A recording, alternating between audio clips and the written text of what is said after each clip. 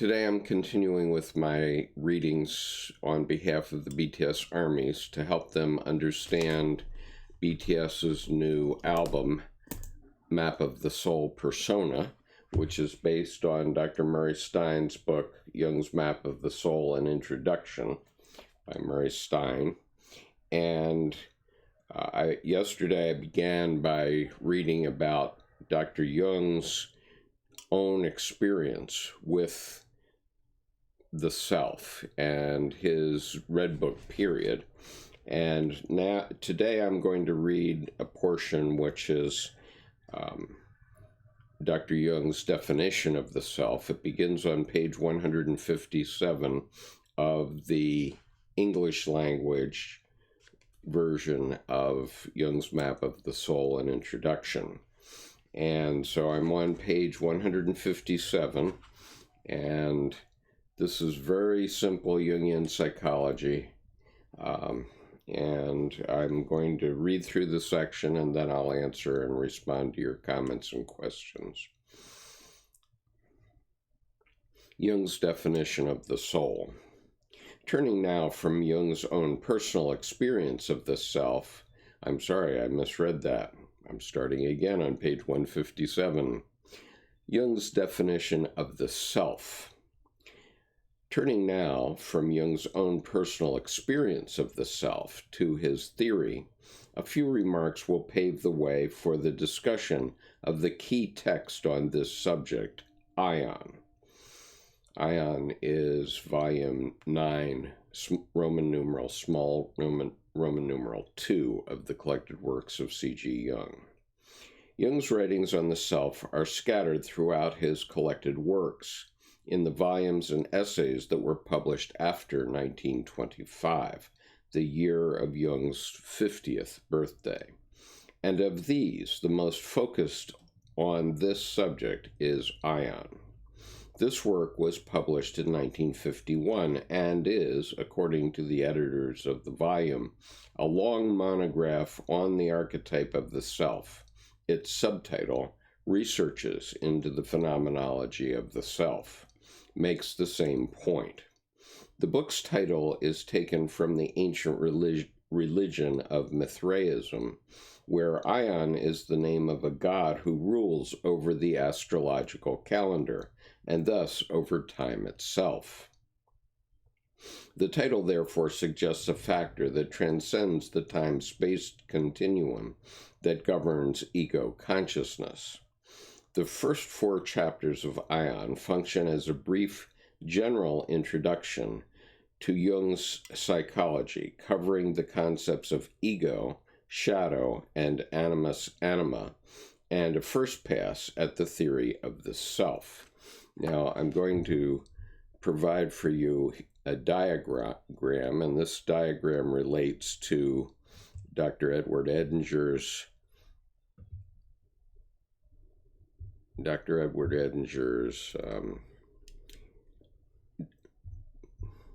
drawing, let's say, his concept, his graphical concept of what this is about. And unfortunately, I've made it a little bit too big, so excuse me for a moment while I make it smaller. Don't want it to cover my face. And I'm hoping that we have a good stream today. All right, that's a little better. Okay. All right, so this is the diagram that Dr. Edward Edinger prepared for his book, The Ion Lectures, which is published by Inner City Books and explains the text of Ion to those of us who have difficulty with Dr. Jung's main teachings. And that's everybody. So it's a nice thing to have. Good morning, Sherry. So anyway, I'm going to start that paragraph again with Dr. Edinger's diagram here.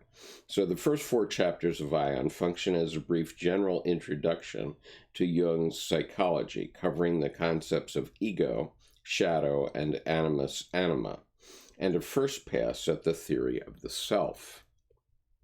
From there, he enters into discussions of many symbolic representations of the self, primarily in the biblical traditions and the relevant heresies, such as Gnosticism and alchemy. The work concludes with a grand theoretical summary in the final chapter entitled The Structure and Dynamics of the Self. Jung's argument, often difficult to follow as he threads his way through astrology, Gnosticism, alchemy, theology, and various traditional symbol systems, claims that this transcendent factor of the psyche, which we now call the self, has been studied and experienced by many people in earlier times, and their accounts of it in symbolic terms can be useful for grasping its nature and energy. The introductory chapter on the self begins as follows, quote, "The self is completely outside the personal sphere and appears, if at all, only as a religious mythologism, and its symbols range from the highest to the lowest. Anyone who wants to achieve the difficult feat of realizing something not only intellectually, but also according to its feeling value, must, for better or worse, come to grips with the anima-animus problem in order to open the way for a high union, a conjunctio oppositorum. This is an indispensable prerequisite for wholeness." At this point in the text, Jung introduces wholeness, a term that is equivalent to the self. Wholeness results, practically speaking, when the self is realized in consciousness. In fact, this is not completely achievable, since the polarities and opposites resident in the self are forever generating more and new material to integrate. Nevertheless, practicing wholeness on a regular basis is the way of the self. Jung's version of living in Tao, quote, "Although wholeness seems at first sight to be nothing but an abstract idea, like anima and animus, it is nevertheless empirical insofar as it is anticipated by the psyche in the form of spontaneous and autonomous symbols. These are the quaternity or mandala symbols, which occur not only in the dreams of modern people who have never heard of them, but are widely disseminated in the historical records of many peoples and many epochs. Symbols of the self determine the focus of ion. As Jung sees it, they are ubiquitous and autochtonic, that is, innate and spontaneous, and they are delivered to the psyche through the archetypal psychoid region from the archetype per se. The self, a transcendent non-physiological entity, acts on the psychic system to produce symbols of wholeness, often as quaternity or mandala images, squares, and circles. Their significance as symbols of unity and totality is amply confirmed by history, as well as by empirical psychology. What at first looks like an abstract idea stands in reality for something that exists and can be experienced, that demonstrates its a priori presence spontaneously. Wholeness is thus an objective factor that confronts the subject independently of him." Unquote. In this passage, Jung goes on to describe a hierarchy of agencies within the psyche.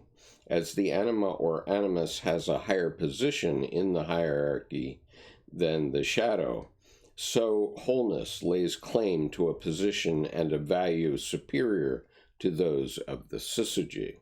Now, the syzygy means the connected anima and animus in your psyche.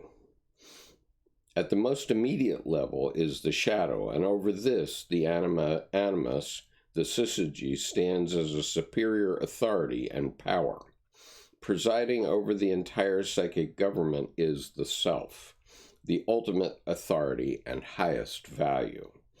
Unity and totality stand at the highest point on the scale of objective values, because their symbols can no longer be distinguished from the Imago Dei. Imago Dei means the image of God. Jung contends that every one of us bears the God image, the stamp of the self within ourselves. We carry the mark of the archetype. Typos means a stamp impressed on a coin, and arca means the original or master copy. Each human individual bears an impression of the archetype of the self. This is innate and given. Since each of us is stamped with the Imago Dei by virtue of being human, we are also in touch with unity and totality, which stand at the highest point on the scale of objective values. When needed, this intuitive knowledge can come to our assistance. Quote, experience shows that individual mandalas are symbols of order and that they occur in patients principally during times of psychic disorientation or reorientation, unquote.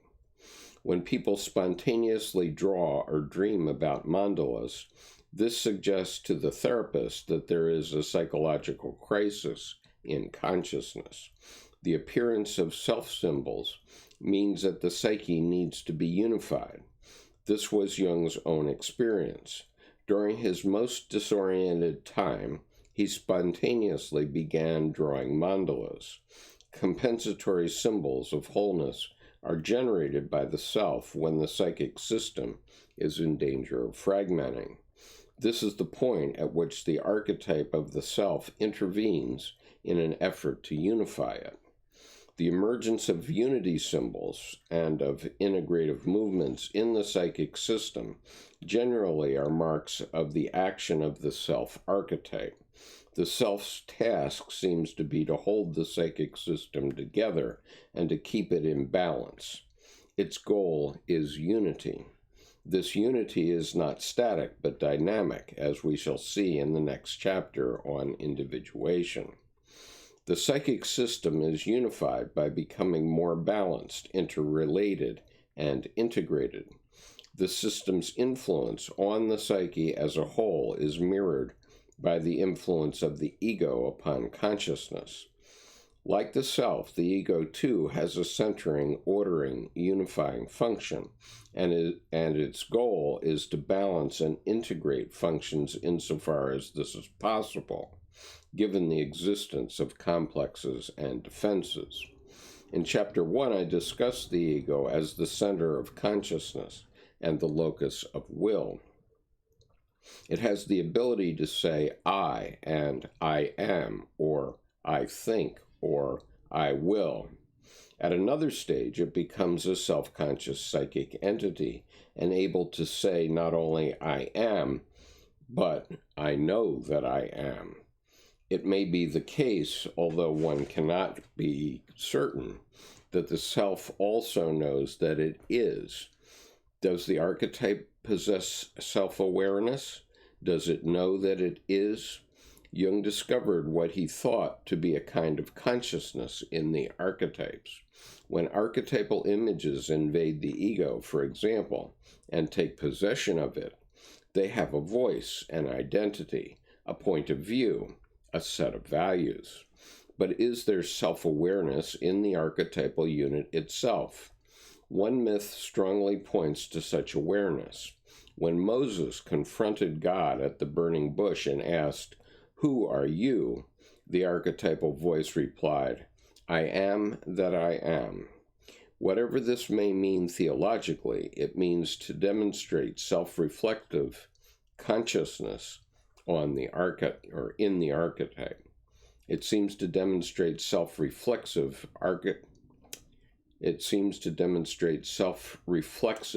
consciousness in the archetype.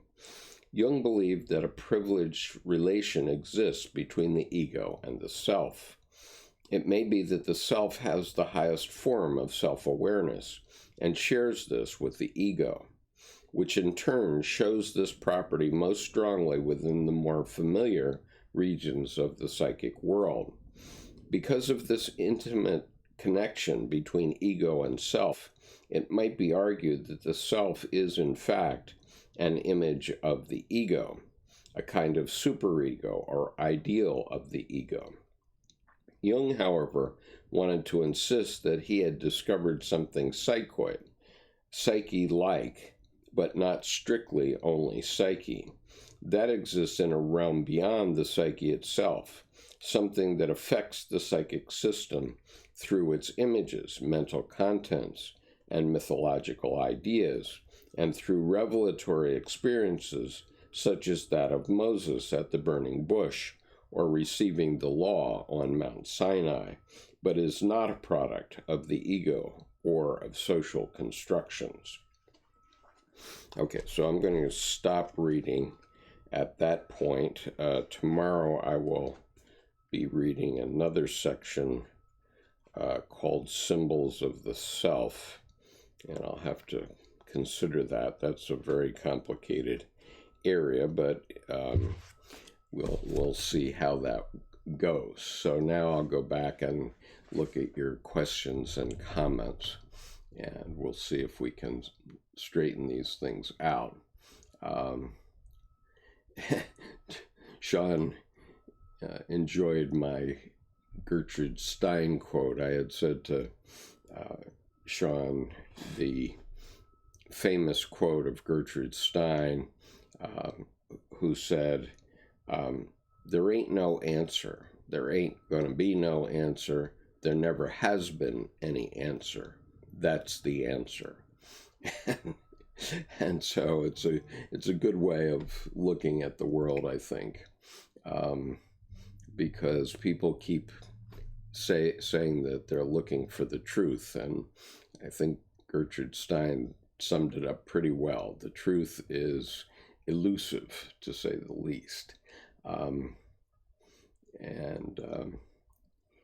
Sean says, karma or memory is a great seed to imagine the self. Yesterday I was thinking about how much of the roots do you have to destroy so the tree won't grow back? Well, I think the roots you have to destroy probably entirely.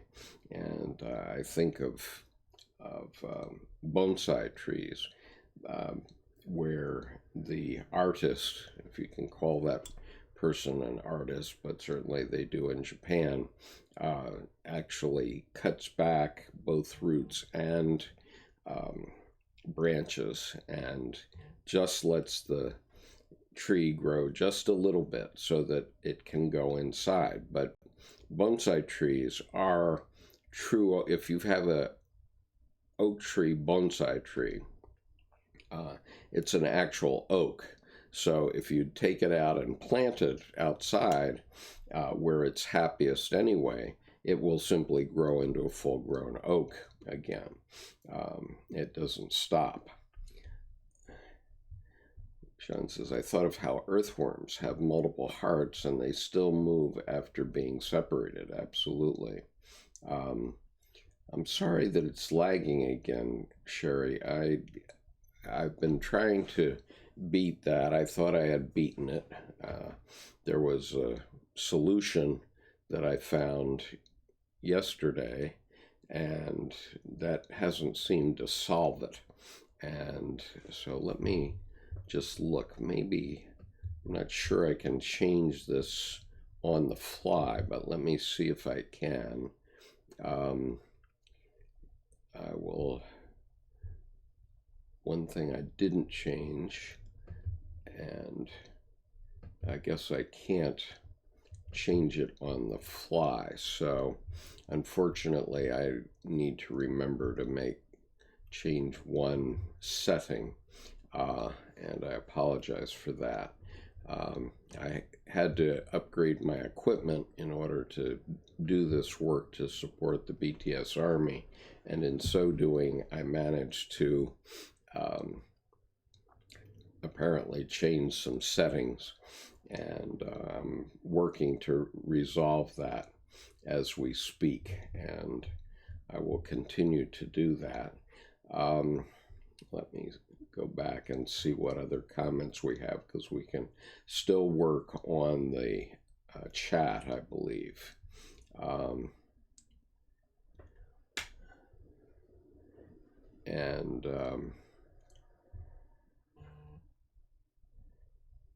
Okay, sorry, it's frozen. It's critical to remember that a human being is intentionally genetically engineered at the DNA level as a biological hybrid between an ape and a race of aliens from Sirius who are telepathic. Well, thank you for that, Brahman. All religious history is from our extraterrestrial parent as a species. Well, yeah, I can't deny it, so I'm sure that some people do have that as the basis of their language, and I'm going to disconnect at this point. I hope that at least the reading got onto this video. So excuse me, but I see there's only one person still watching, so I'm going to disconnect.